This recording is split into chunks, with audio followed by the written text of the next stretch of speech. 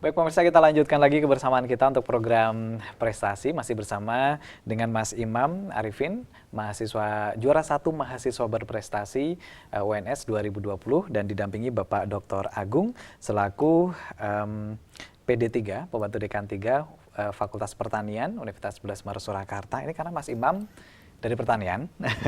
Ini tentunya representasi dari ilmu tanah dan pertanian, dan ke depan ini akan menjadi representasi dari UNS, begitu ya Pak Agung ya. Jadi memang tahapnya udah lama sekali begitu. Dan kita menuju ke Mas Imam lagi nih Mas, gimana nih dukungan keluarga, dukungan kampus, dukungan teman-teman kamu begitu, gimana nih sejauh ini? Ya, untuk dukungan keluarga sendiri alhamdulillah sangat mensupport. Intinya kalau dari keluarga itu setiap aktivitas yang positif itu bakalan selalu disupport oleh keluarga. Kemudian dari fakultas sangat luar biasa sekali. Bukan karena Pak Agung ada di sini ya? Bukan. Jadi memang dari fakultas itu benar-benar memberikan support yang luar biasa, maksimal. Setiap beberapa hari dikabarin, terus juga ditanyain bagaimana persiapannya, itu benar-benar sangat mendukung, mensupport. Kemudian juga jadi saya itu bukan hanya menyiapkan ini, bukan hanya konsul ke dosen pembimbing, tapi juga dari tim Mawat juga, kemudian dari tim Mawapres FP juga itu sangat mendukung. Kemudian juga dari kampus juga, dari Mawa Pusat juga sangat mendukung. Kemudian untuk teman-teman sendiri, alhamdulillah sangat mensupport, mendukung setiap misalnya saya juga butuh sesuatu, mesti saya berusaha untuk menanyakan ke teman bagaimana pandangan mereka juga. Seperti kayak kemarin ketika saya mempersiapkan presentasi untuk di tingkat universitas juga, saya minta pendapat ke teman-teman, baik itu teman dari satu prodi atau program studi, baik itu satu fakultas, kemudian beda fakultas, juga beda univ juga saya tanyakan. Untuk apa? Untuk mendapatkan banyak masukan, referensi. Karena kan saya dari program studi ilmu tanah, sementara teman-teman yang lain itu bukan dari program studi ilmu tanah, otomatis banyak pertanyaan-pertanyaan yang mereka tidak tahu, dan itu benar-benar sangat membantu saya dalam mengikuti ajang seleksi ini. Baik, ya. Menarik karena nanti yang akan diangkat mengenai tanah pasir ya, yang kemudian akan diolah menjadi lahan pertanian atau perkebunan begitu Mas Arifin. Mudah-mudahan akan segera terwujud begitu ya aplikasinya ya Pak Agung ya, dan betul-betul bisa diunduh dari manapun dan dimanapun dan kapanpun agar bisa bermanfaat begitu. Ini ada satu pertanyaan Mas dari saudara kita di Pontianak. Selamat Mas Arifin sudah meraih prestasi yang saat ini. Mas pernah gagal nggak dalam mengikuti kompetisi, dan Mas Arifin untuk prestasi tertinggi apa? Terima kasih. Monggo Pak Abu di Pontianak, silakan. Ya, terima kasih buat Pak Abu. Jadi untuk kegagalan pasti pernah. Jadi sedikit cerita saja. Saya tuh mulai mengikuti perlombaan itu di semester 1, semester 2, dan itu nggak ada yang benar-benar nggak ada yang lolos. Baru bisa mendapatkan hasil itu di semester 3 dan semester 4. Jadi butuh sekitar 1 tahun untuk mempelajari kegagalan, kemudian untuk mengevaluasi diri, apa saja yang kurang, itu benar-benar butuh itu.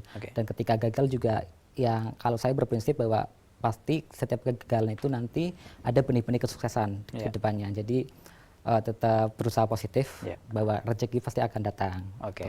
Baik. Kemudian kalau tadi prestasi tertinggi Mas?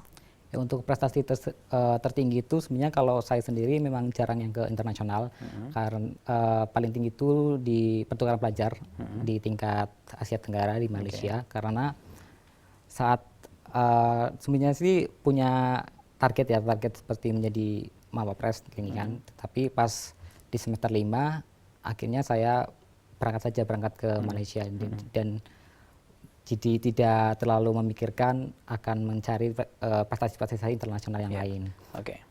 Gitu. Dan menurut saya sendiri prestasi menjadi mahasiswa berprestasi tingkat universitas juga menjadi yang tertinggi. Untuk ke tahap selanjutnya ya, mudah-mudahan ya. Kita menuju Pak Gino yang ada di Boja. Mas Arifin ini anak keberapa, dan bagaimana dukungan dari keluarga gitu? Penting ini karena lingkungan ya Pak Agung ya, selalu menjadi support ya. Gimana? Ya, dari siapa tadi? Dari siapa tadi? Pak Gino ya, di Boja. Dari Pak Gino. Saya sendiri itu anak ke-7 dari 8 bersaudara, memang. Anak ke-7, Mas? Iya, Oke. dari 8 bersaudara, jadi saudaranya sangat banyak, Banyak. tersebar di Indonesia. Oke. Jadi dukungannya sangat support ya, Support tadi sudah karena disampaikan ya. dari kakak saya ada 6 ya, 6 kakak saya itu tidak ada yang pernah mencapai ke bangku kuliah. Oke. Jadi semuanya itu tamatan sekolah menengah pertama atau Siap. SMP. Baik. Jadi ketika saya punya kesempatan untuk bisa kuliah, Ya. ya saya akan berusaha semaksimal mungkin, tidak bakal menyia-nyiakan kesempatan yang ada. Jadi dorongan dari orang tua juga sangat tinggi, dari keluarga juga sangat tinggi.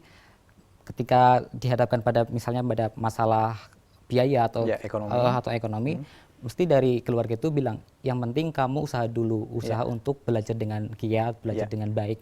Untuk urusan biaya insya Allah nanti bakalan ada. Ada jalannya. Jadi saya untuk berusaha untuk tetap fokus setiap menjalani perkuliahan dan berusaha memanfaatkan waktu yang ada, karena menurut saya sendiri waktu yang ada ini benar-benar harus bisa dimanfaatkan dan tidak digunakan untuk hal-hal yang tidak bermanfaat, yang negatif, karena saya harus ingat perjuangan dan juga keringat dari keluarga yang terus mendukung saya. Siap, baik itu ya. Poin menarik juga ini. Dari mahasiswa reguler, beasiswa atau bagaimana?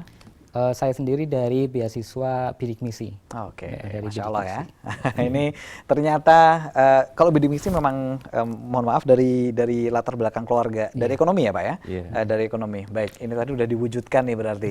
Berani menjawab tantangan ya Pak ya. Selamat ya Mas Arifin, tentunya menjadi kebanggaan keluarga dan juga teman-temannya. Demikian Pak Gina yang ada di Boja. Kemudian ya, kita menuju ke Pak Agung dulu ini sebelum pertanyaan yang lain mungkin dari saudara kita yang akan bergabung, silahkan. Pak Agung, gimana nih persiapannya untuk menuju ke tahap selanjutnya? Apa yang harus digenjot? Iya. Sebenarnya sejak seleksi di fakultas kami itu sudah membentuk, selain tim juri itu juga ada tim yang memang membackup Mas Imam ini. Ada 8 personil itu yang menjadi tim untuk mensupport Mas Imam. Jadi di juri, kemudian kami itu kan ada namanya Career Development Center di tingkat fakultas, dari CDC itu.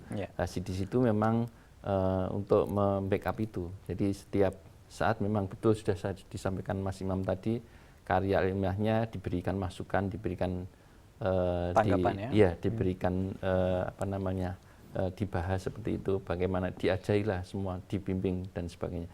Itu di fakultas. Kemudian nanti juga karena maju di tingkat nasional, nanti juga di tingkat universitas selalu ada tim yang mendukung ke arah sana. Nanti memang ada disiapkan terkait dengan publikasinya, termasuk memfasilitasi mensupport semua biaya yang dikeluarkan oleh Mas Imam nanti terkait misalnya publikasi karya ilmiah. Karena dalam waktu yang tidak lama nanti akan ikut international conference, kemudian juga akan mengurus hak patennya, haknya, karena harus berjalan totalitas ya Pak? Ya, berjalan bersama. Jadi aplikasinya harus dibuat. Nanti walaupun nanti belum sempurna, nanti paling tidak sudah ada uji coba seperti itu. Ada testimoni. Dan juga diikuti dengan ininya pengusulan hakinya. Jadi nanti kami di tingkat fakultas dan universitas nanti mensupport, memfasilitasi untuk pendaftaran hak ciptanya ini juga. Jadi itu yang dilakukan di tingkat lembaga ya. Baik, ini kerja bareng, kerja keras, semangat begitu ya. Dan apapun hasilnya, yang penting ini jalan dulu mungkin begitu ya Pak ya. Jalan dulu, nanti akan bisa menjadi evaluasi juga untuk berikutnya. Karena berikutnya belum tentu dari pertanian, ya Pak ya. Karena ini kompetisi ketat, tidak mudah begitu. Dan mudah-mudahan nanti Mas Imam tetap santai dan lanjut terus begitu ya. Oke, Mas Imam, apa nih? Ini karena udah hampir di puncak, salah satu puncak selama karir S1 begitu ya. Apalagi Mawapres ini salah satu prestasi yang cukup bergengsi. Mimpi-mimpi apa lagi nih biar kamu tetap semangat? Masih ada mimpi-mimpi yang lain pengen diwujudkan? Iya, masih beberapa ya seperti di antaranya. Di antaranya pengen mengikuti konferensi internasional juga di beberapa negara. Itu juga tidak mudah itu. Jadi itu mimpi-mimpi selanjutnya. Setelah itu karena prinsipnya adalah dalam kehidupan kan berprinsip bahwa kita dapat menjadi pembelajar dan juga dapat memberi pembelajaran. Di sini setelah saya mendapatkan pembelajaran di seleksi, kemudian di seleksi Pilmapres ini, niat saya selanjutnya itu akan berusaha untuk membagikan Betul. pengalaman dan juga pembelajaran yang saya raih ke mahasiswa-mahasiswa yang lain, terutama mahasiswa adik tingkat saya. Jadi berusaha untuk berbagi juga, karena prinsip dari prestasi itu kan berbagi kebermanfaatan dengan orang lain. Nggak untuk diri sendiri gitu ya. Baik, kita menuju ke Pak Haryadi di Kalimantan Tengah. Mas Arifin, tempat saya berpasir juga. Wah, ini langsung konsultasi. Gimana nih caranya nanti agar di tempat saya juga bisa ditanami sayur-sayuran? Boleh sedikit testimoninya? Kamu silahkan.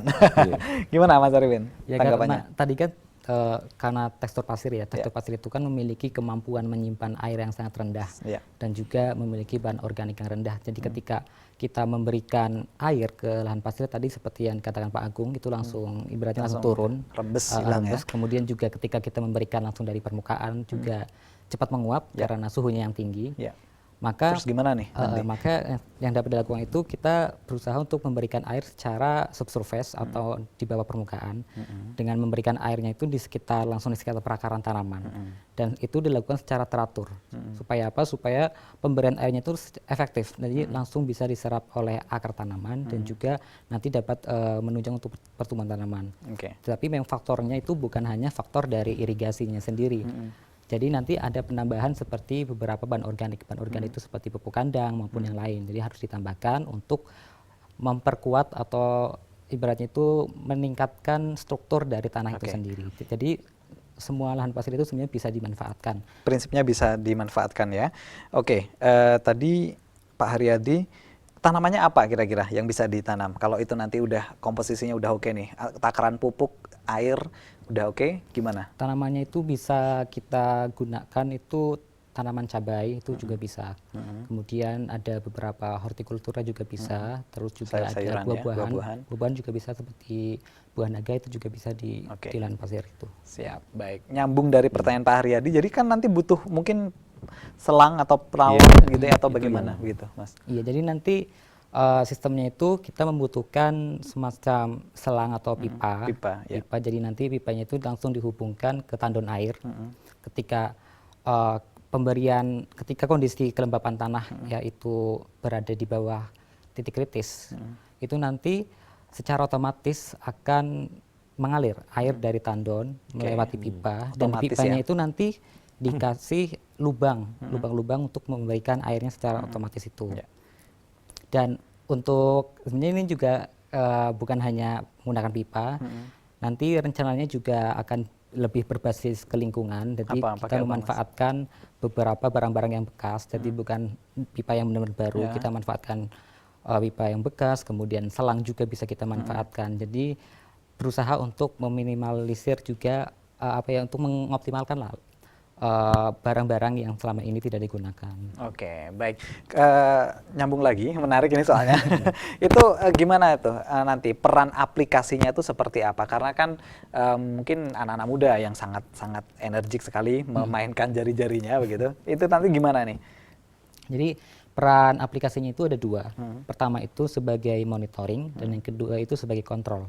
Nah, untuk memonitoring itu fungsinya adalah untuk membaca data dari pengukuran di kelembapan tanah. Jadi nanti kelembapan tanah setiap waktu itu akan terdata di dalam aplikasi. Nah, setelah itu di aplikasi juga bisa digunakan untuk mengontrol.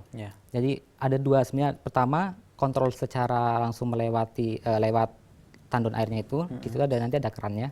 Kemudian yang kedua itu dari aplikasi. Misalnya kita menghendaki untuk menghentikan irigasi, itu bisa langsung dari aplikasi.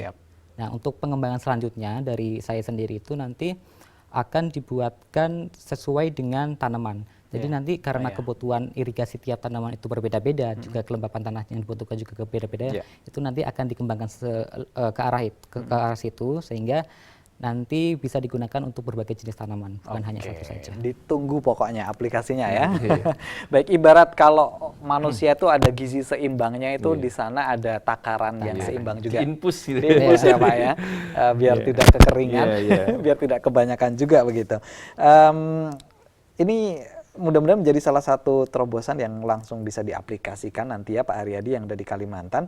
Tadi di sana juga katanya ada begitu. Dan tadi ada beberapa jenis tanaman yang dikonfirmasi Mas Imam.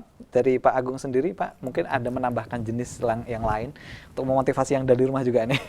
Kalau tanaman dari saya tanah bukan berpasir. merekomendasikan jenis tanaman, nanti mungkin kalau saya dari sisi sosial, ya, gimana, dari sisi sosial, apakah nanti teknologi itu bisa diterapkan oleh masyarakat? Tentunya kan seperti itu. Orang bertanya seperti itu. Udah bagus, nanti nggak dipakai.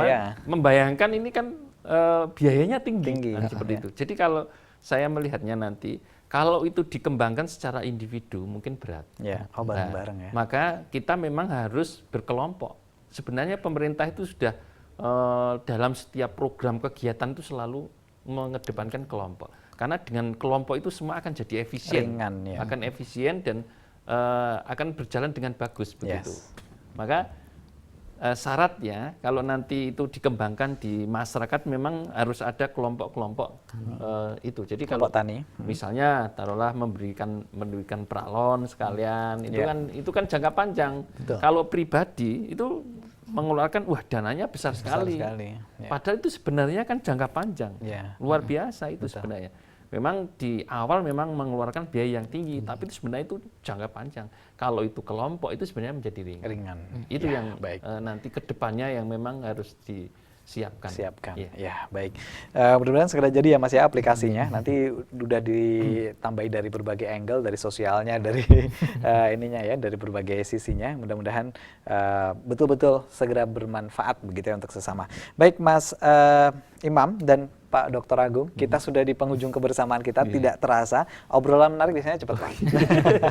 Mudah-mudahan menginspirasi banyak saudara-saudara kita yang ada di rumah. Dari Pak Agung dulu sebelum ke Mas Imam, apa nih Pak pesan untuk yang ada di rumah? Oh ya, pesan yang ada di rumah barangkali ini adalah sebuah ide kreatif dari mahasiswa, sehingga saya berpesan kepada untuk generasi muda, ini adalah menjadi istilahnya inspirasi untuk mengembangkan dunia pertanian. Sebenarnya kekayaan alam Indonesia itu sangat melimpah dibanding dengan negara-negara maju. Kenapa Jepang, Korea itu bisa menjadi negara maju, padahal sebenarnya kekayaan alamnya itu jauh lebih istilahnya, saya itu tidak ada lahan yang subur. Sana itu berbatuan, tapi kok makmur karena apa? Mengembangkan teknologi lah. Sebenarnya kita itu sudah kualitas sumber daya alam kita itu jauh di atas negara-negara itu. Tapi kenapa kita masih tingkat kemiskinan tinggi, tingkat kesejahteraan rendah? Karena kita belum mengembangkan teknologi-teknologi seperti itu. Kalau ini adalah generasi muda yang memang peduli terhadap dunia pertanian dan nanti akan dikembangkan oleh generasi selanjutnya, negara kita itu menjadi negara-negara yang besar. Baik, terima kasih Pak Dr. Agung. Kita Mas Imam, 1 menit. Pesan-pesan untuk teman-teman yang ada di rumah, silahkan. Ya, untuk teman-teman di sini saya cuma berpesan, karena kita sebagai mahasiswa otomatis memiliki kemampuan dan juga potensi yang berbeda-beda. Di sini kita coba berusaha untuk meningkatkan dan juga mengembangkan potensi dan juga kemampuan yang kita miliki untuk bisa bermanfaat bagi orang lain maupun bagi kampus kita tercinta 11 Maret, kemudian untuk masyarakat sekitar.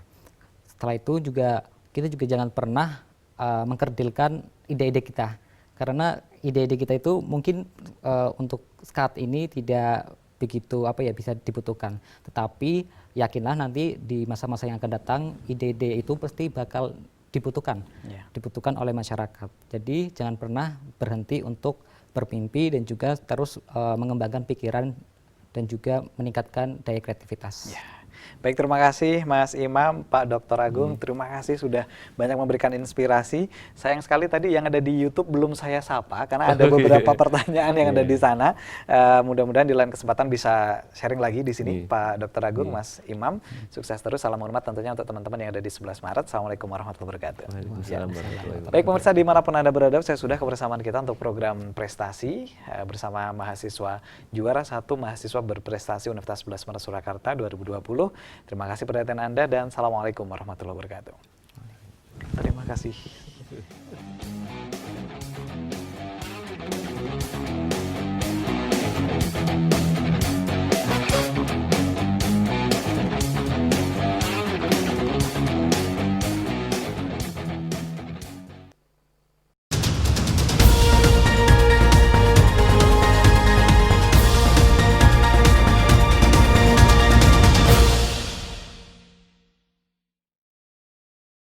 Bismillahirrahmanirrahim. Assalamualaikum warahmatullahi wabarakatuh. Pemirsa, selamat sore. Jumpa lagi kita di program prestasi. Saya Irwan Firman, temani Anda sampai nanti jelang pukul 16 waktu Indonesia Barat. Pemirsa, di program ini kita akan gali prestasi-prestasi dari anak bangsa. Tentunya mudah-mudahan akan menjadi inspirasi, motivasi buat kita semuanya untuk terus beraktivitas dengan aura yang positif, dengan semangat yang banyak begitu ya tentunya. Silahkan nanti bergabung bersama di 02716793000 ataupun di SMS dan WhatsApp kami di 08112553000. Pemirsa, di sore ini spesial kita kedatangan tamu mahasiswa berprestasi Universitas 11 Maret Surakarta tahun 2020. Jadi masih hangat ya, masih baru-baru ini dan ditemani PD3 atau pembantu dekan 3 dari Fakultas Pertanian. Kita sapa Bapak Dr. Agung dan Mas Imam Arifin. Assalamualaikum warahmatullahi wabarakatuh. Waalaikumsalam Ya. warahmatullahi wabarakatuh. Pak Dr. Agung sehat ya? Alhamdulillah. Alhamdulillah sehat. Kemudian Mas Imam sehat ya? Alhamdulillah. Alhamdulillah sehat. Ini udah bebas dari minimal ininya dulu ya Pak ya? New normal. Minimal maskernya kita lepas dulu gitu ya. Dan alhamdulillah di sore ini bisa hadir di tengah-tengah kita dan ini Pak Agung kelihatannya kali kedua datang ke sini Pak ya. Tapi teman-temannya berkali-kali teman-teman dari pertanian. Kolega banyak. Nah, alhamdulillah. Baik Pak Dr. Agung dan juga Mas Imam Arifin, ini kabar-kabarnya baru-baru ini sudah ada tahap seleksi pemilihan mahasiswa berprestasi. Ini annual event ya, jadi tahunan, acara tahunan, dan kita juga akan usung Pak di hari ini juara 1 mahasiswa berprestasi UNS 2020 Inspirasi Tanpa Henti begitu. Mungkin bisa dijelaskan dulu ke pemirsa yang ada di rumah gimana sih Pak Agung dan apa sebenarnya Mawapres itu begitu. Oh iya. Ya. Sebenarnya mahasiswa berprestasi itu penilaiannya itu tidak hanya akademiknya. Jadi soft skill-nya, kemampuan berbahasa, kemampuan menyampaikan ide gagasan ke publik, seperti itu penilaiannya sangat rumit. Jadi tidak hanya sekedar nilai mata kuliahnya, kemudian IP-nya tidak, tapi mereka harus mampu berani mengikuti lomba-lomba nasional dan internasional. Jadi harus menang di lomba di level nasional dan juga internasional. Selain mengikuti lomba, mahasiswa berprestasi itu harus ada ide kreatif yang disampaikan ke masyarakat yang nantinya itu bisa digunakan dan diaplikasikan oleh masyarakat. Jadi untuk seleksi mahasiswa berprestasi itu mulai dari tingkat program studi, kemudian di tingkat fakultas, kemudian di tingkat universitas. Kemudian Mas Imam ini sudah lolos di tingkat universitas untuk maju di tingkat nasional dari Fakultas Pertanian begitu. Baik, alhamdulillah ya. Jadi Pak Agung tentu seperti yang Bapak sampaikan tadi ini tidak sekadar IP tinggi begitu ya, tetapi harus komplit nih harus semuanya ya, harus lengkap. Dan ini semua juga terjangkau ya Pak ya di Fakultas Pertanian ya Pak ya. Artinya semua organisasi dan lain sebagainya ada juga. Sangat terbuka. Mendukung. Jadi kalau di pertanian itu kami sudah menyusun sebuah semacam istilahnya semacam mirip kurikulum lah untuk kurikulum dalam konteks untuk kegiatan kemahasiswaan. Jadi mulai dari mahasiswa itu datang di kampus sebagai mahasiswa baru, kita sudah kita kenalkan namanya PKKMP. Di sana kita sudah kita bekali nilai-nilai wawasan kebangsaan, kemudian bela negara, public speaking, kemudian komunikasi efektif, kemudian pengembangan diri, kemudian karakter, seperti itu. Itu di mahasiswa baru sudah mulai itu.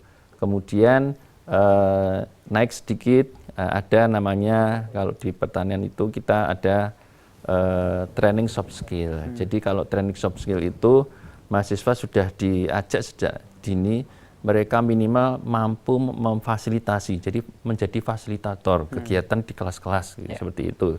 Jadi mereka memberi kemampuan public speakingnya. Jadi nanti kalau kita itu lomba dan sebagainya, mereka sudah percaya diri. Nah, itu kurikulum yang dilakukan oleh semua mahasiswa. Namun kita juga menyiapkan istilahnya nanti yang kita desain menjadi mahasiswa-mahasiswa berprestasi. Ya, ada program-program khusus yang kita siapkan. Misalnya kalau di Fakultas Pertanian UNS itu kita ada namanya training mahasiswa unggulan. Jadi di training mahasiswa unggulan itu kita menyeleksi setiap prodi untuk mengirimkan nanti mahasiswa-mahasiswa mana yang kira-kira potensial untuk mengikuti lomba dan kita siapkan nanti menjadi mahasiswa berprestasi. Nah, di training mahasiswa unggulan itu kita berikan pembekalan mulai dari menulis karya ilmiah, kemudian writing gitu ya, kemudian bagaimana presentasi, kemudian menyampaikan ide gagasan itu, ide kreatifnya, kemudian kemampuan bahasa Inggris juga. Dan kami setiap tahun itu di dalam training mahasiswa unggulan itu secara rutin kita lakukan. Jadi itu sudah kita rutin walaupun memang tidak semua mahasiswa menikmati, beda dengan yang soft skill tadi. Kalau ini terpilih gitu ya dalam satu angkatan antara 40 sampai 50 mahasiswa. Jadi setiap prodi itu kita minta untuk mengirim sekitar 7 mahasiswa yang kita siapkan seperti itu. Baik, jadi ada ratusan mahasiswa baru begitu ya Pak ya, atau mungkin malah jelang ribuan. Jelang 1000. Iya, jelang 1000-an di fakultas, kemudian disaring menjadi sekian saja begitu.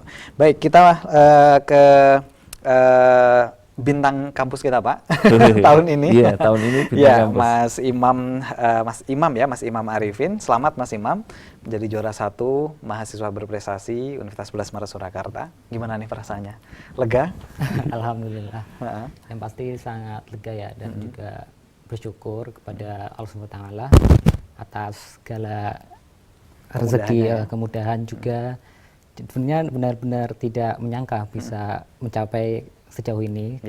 Jadi kalau saya sendiri kan ketika mengikuti ajang mahasiswa prestasi hanya berpikir bahwa ini adalah kesempatan yang langka. Jadi ini akan saya gunakan untuk memberikan yang terbaik. Mumpung ada kesempatan ini, saya gunakan untuk yang terbaik dan juga semaksimal mungkin saya akan berjuang. Cuman sekali ya Pak ya kesempatannya ya. Kesempatannya sekali. Kalau sekarang udah nggak mungkin tahun depan ya. Berjuang lagi di lomba-lomba yang lain begitu ya. Baik, Mas Imam, ini tentu untuk seperti yang disampaikan Pak Dr. Agung tadi, ada tahapan yang cukup rumit. Kebetulan saya dulu mengalami juga seperti Mas Imam, tapi kelihatannya tahun ini lebih rumit begitu Pak. Lebih rumit. Dan gimana nih Mas Imam? Tanggapan kamu, apalagi kan sekarang seleksinya online Pak, jadi tidak ketemu secara langsung gitu. Gimana kemarin kesan-kesannya Mas? Jadi kan sebelum seleksi ke universitas memang ada seleksi tingkat program studi dan dari juga studi, apa? Program studi ilmu tanah. Ilmu tanah. Halo teman-teman ilmu tanah, harus bangga. Oke, ilmu tanah. Jadi setelah seleksi program studi ilmu tanah, lanjut ke seleksi tingkat fakultas. Di tingkat fakultas itu masih dilakukan secara offline atau langsung bertemu, di mana ada seleksi portofolio juga, kemudian ada seleksi presentasi. Nah, tetapi ya tantangan terbesarnya itu ketika seleksi di tingkat universitas, karena karena informasinya juga saat itu kan dari kami para finalis juga belum tahu, ternyata tetap dilanjutkan pemilihan Mawapres tingkat univ ini karena ada kondisi gara-gara corona COVID ini kan, jadi kami tantangannya luar biasa pokoknya tahun ini. Akhirnya di bulan Juni ya, di bulan Juni ini dilakukan seleksi, dan seleksinya itu secara virtual. karena kondisi rumah saya juga agak jauh, jadi terkendala di sinyal. Di mana, Mas? Di Purbalingga. Purbalingga. Kecamatan Kotanya atau Purbalingga mana nih? mengarah di perbatasan Banjarnegara. dan juga Dieng, Bangka. Dieng, oke. Iya, jadi Dekat Dieng. Siap. saat itu benar-benar sulit ya karena sinyalnya juga tidak mendukung. Kami melakukan kurang lebih 3 kali simulasi ya Pak ya. Iya. 3 kali simulasi. Simulasi pertama tanpa ada gambar Oke. karena sinyal tidak mendukung. Simulasi kedua terkendala di suara Iya. yang pada akhirnya dari pihak MAWA fakultas memberikan ide untuk saya presentasi di hotel. Akhirnya di hotel kan nih. Oke, siap. Makasih loh Pak Agung. Anak mahal ya. Oke, ya demi mendapatkan Iya, sinyal demi yang bagus. mendapatkan loh ya. sinyal. Iya. Oke, mantap. Baik, ya Mas Imam, ini menarik. Tadi dari putra daerah mana? Dari mana? Dari Purbalingga, Tepatnya Kecamatan Rembang. Rembang. Rembang. Oh, Rembang. Oke, ini teman-temanmu mungkin pada yang lihat ya. Iya. Oke, jadi ini udah membawa dua identitas juga ya Pak ya, dari anak Purbalingga, terus anak pertanian ini mewakili untuk nasional nanti. Kemudian Mas Imam, tentu untuk berada di titik ini tidak semudah ikut organisasi atau mungkin lolos 1 PKM begitu, tapi mungkin kamu sudah mengumpulkan sekian banyak kejuaraan. Sudah berapa nih totalnya? Kalau sejauh ini? untuk kejuaraan ada sekitar 15-an. 15, Tapi ya. kalau untuk mengikuti perlombaan lebih dari 20. Ya. Jadi ya namanya juga mengikuti perlombaan ya mesti ada yang namanya kegagalan, Harus juga ada hasil yang cukup memuaskan gitu. Oke. Karena dibatasi prestasinya itu hanya maksimal 10. Oh begitu. Sebenarnya banyak, tapi ya itu yang Harus diambil ya dipilih hanya ya Pak ya. 10. Jadi ada item prestasi harus lengkap lah, tidak hanya prestasi nasional, kemudian regional, internasional dan lainnya begitu. Oke, baik, menarik. Kemudian Mas Imam dan juga Pak Agung ini tentu Mapres salah satu, itu kan ada 4 kriteria ya Pak ya, kalau nggak salah, mohon dikoreksi kalau salah. Jadi keorganisasian, bahasa Inggris, IP, kemudian membuat karya ilmiah juga. Karya ilmiah, ya. Lebih kurang itu ya Pak ya. Iya. Baik, untuk karya ilmiahnya apa nih Mas Imam? Oh ya, jadi untuk karya ilmiah saya mengangkat tentang permasalahan di lahan pasir, terutama tentang sistem irigasinya. Jadi saya mengangkat bagaimana pemberian irigasi ke lahan pasir itu bisa dilakukan secara kontrol dan juga dapat dimonitoring langsung dari jarak jauh atau dari smartphone. Jadi ketika kita hanya menggunakan smartphone juga udah bisa langsung memberikan irigasi ke lahan tanpa kita perlu ke lahan langsung. Jadi kamu buat aplikasi? Iya, membuat aplikasi. Apa nama aplikasinya Mas? Nama aplikasinya itu adalah Smart Sandy App. Ya. Smart itu adalah merujuk pada nama 11 kampus tercinta, yakni 11 Maret. Dan untuk Sandy App itu karena Sandy itu artinya pasir, berpasir. Jadi memang untuk aplikasi ini saya sasarkan ke lahan pasir. Oke. Atas latar belakang rumahmu atau kamu pernah meneliti di yang lain begitu? Sebenarnya untuk latar belakangnya itu sendiri saat itu ide muncul ketika mata kuliah, ketika kelas. Itu saat itu ada mata kuliah tentang pengelolaan tanah, terutama untuk lahan-lahan yang marginal. Dan lahan marginal itu lahan yang memiliki keterbatasan dalam untuk menunjang pertumbuhan tanaman.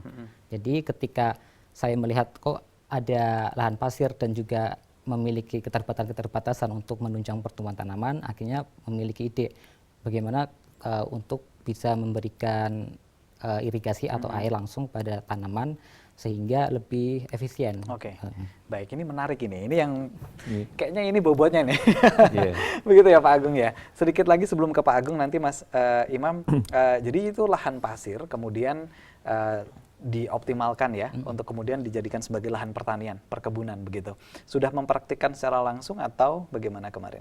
Ya untuk mempraktikkan memang belum, tetapi dengan beberapa literatur yang telah dibaca, kemudian juga dari dosen pembimbing saya sendiri memang beliau itu minat di lahan pasir, jadi kurang lebih mengetahui lah bagaimana selama ini sistem irigasi yang secara konvensional telah diterapkan di lahan pasir.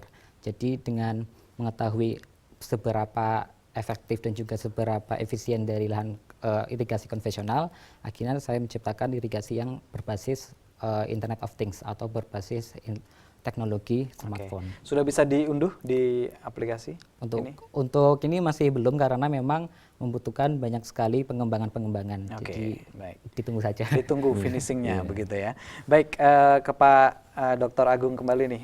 Pak Dr. Agung, ini tentu harapan besar karena memang dari pertanian dan yang di-highlight juga pertanian begitu Pak ya, dan ini sedang dibutuhkan juga oleh masyarakat luas begitu. Apa nih kira-kira masukannya terkait dengan hal ini nih Pak nanti Pak? Ini sebenarnya ada nilai strategisnya, inovasi yang dikembangkan oleh Mas Imam ini. Sebenarnya di saat pandemi ini orang kan tidak banyak keluar rumah dan orang mencari kesibukan dan orang melakukan apa saja menyibukkan dirinya, dan makanya rame orang beternak lele dan sebagainya dalam skala yang kecil dan sebagainya. Nah ini sebenarnya saat yang tepat. Ini kan sebenarnya membuat aplikasi bagaimana supaya kita bercocok tanam di lahan pasir itu efisien. Selama ini orang dalam tanda kutip sebenarnya melakukan budidaya di lahan pasir itu luar biasa tantangannya. Karena begitu disiram dengan air itu sudah ambles. Langsung airnya kemana sudah enggak ini kan. Nah Mas Imam ini kan sebenarnya istilahnya secara sederhana itu kan bagaimana air yang diberikan tanaman itu efisien sehingga tepat sasaran dan kapan harus melakukan itu dengan ditakar ya, dengan sistem aplikasi itu kan secara rutin berkesinambungan. Karena orang secara umum itu sudah tidak sabar. Iya, betul. Berapa sebenarnya kapasitas tanaman ini, ukurannya berapa, yang penting orang kan yang penting ini kering disiram, ini kering disiram. Nah, seperti itu. Ini sebenarnya ide yang sangat menarik. Dan nilai strategi selanjutnya adalah di era sekarang ini anak muda itu mau terjun di dunia pertanian tuh kan. Nah, kalau ide Mas Imam ini dikembangkan, ini sebenarnya sangat digandrungi anak muda karena dengan aplikasi. Sehingga bagaimana sebenarnya melakukan penyiraman tanaman dengan sistem aplikasi, tidak harus repot-repot pergi keliling dan sebagainya, cukup memainkan dengan sistem ini. Itu akan tertarik bagaimana mekanisasi dengan sistem dengan drone dan sebagainya, pemupukan dan sebagainya, itu kan juga hal yang sangat menarik. Ini sebenarnya sangat menariknya di situ. Jadi ini harapan saya nanti itu ini menjadi pemantik kepada generasi muda untuk mencintai dunia pertanian. Bagaimanapun sebenarnya dunia pertanian itu menjadi bemper segalanya. Kalau dulu kita ingat krisis moneter tahun 99 ya, kalau saya itu mahasiswa mau lulus itu krisis moneter gitu. Itu kan luar biasa. Itu yang menjadi bemper itu sebenarnya ya dunia pertanian dan pelaku UMKM. Dan pandemi ini sebenarnya yang menjadi bemper ya dunia pertanian yang sebenarnya menjadi bisa bertahan dan bisa mensuplai, bisa menyelamatkan sebenarnya dunia pertanian. Sehingga kalau anak-anak muda tidak mencintai pertanian itu sebenarnya salah gitu. Nah, sebenarnya semoga ada nanti Mas Imam ini kan sebagai pemantik ya, istilahnya nanti akan tumbuh ya, akan tumbuh kepada generasi muda mengembangkan yang lain. Aplikasi-aplikasi yang lain kan masih banyak yang harus dikembangkan. Ya baik, terima kasih Pak Agung, terkonfirmasi ya, jadi bisa pasir dengan takaran yang khusus begitu ya, dan mudah-mudahan nanti aplikasinya segera launch ya Mas Imam, dan bisa menjadi pemantik tadi, menjadi penyemangat juga untuk generasi muda. Ayo kembali mengelola perkebunan dan persawahan kita khususnya yang ada di lahan pasir ini. Baik Pak Dr. Agung dan juga Mas Imam, kita rehat dulu, nanti kita lanjut di sesi yang kedua. Pemirsa jangan kemana-mana, kami segera kembali untuk Anda usai kita simak yang berikut ini.